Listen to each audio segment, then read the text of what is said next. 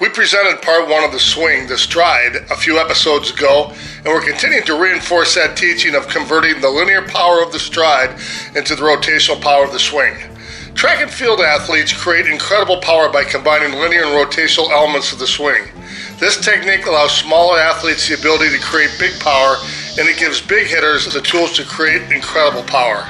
To understand from a different perspective how this works, we interviewed some top-level track athletes that are also softball players and thought it might help you understand the similarities on both and how to harness the linear power of the stride and convert to rotational power during the swing.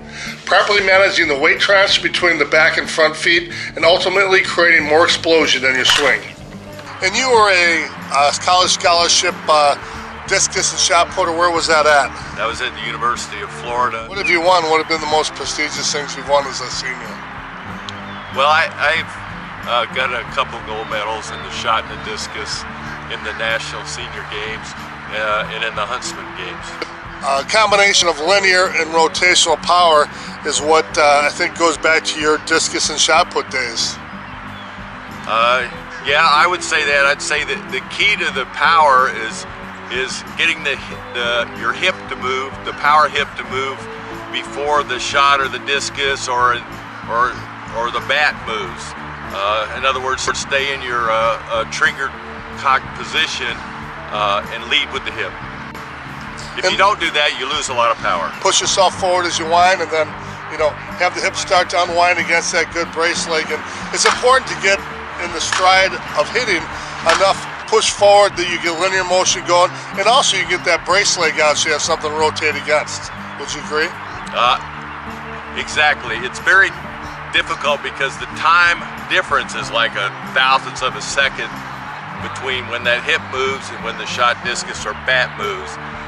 It's difficult to make it a habit because the timing is so close, and yeah, the power definitely comes from moving that hip first, and as you said, stomping that right foot or the left foot, as the case may be.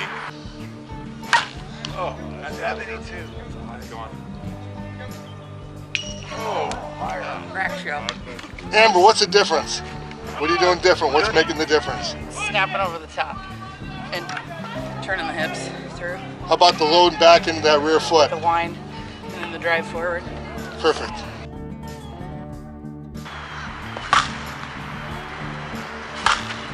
Good ball.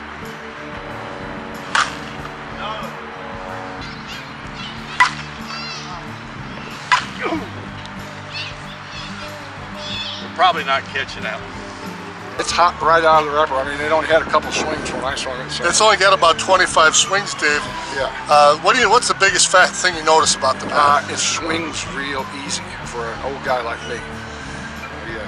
The other thing I notice is the sweet spot is just immense. It's a bigger sweet spot than, the other one's good too. I like my 2020, but I'm going to have to compare them side by side. But I love this bat. Correct.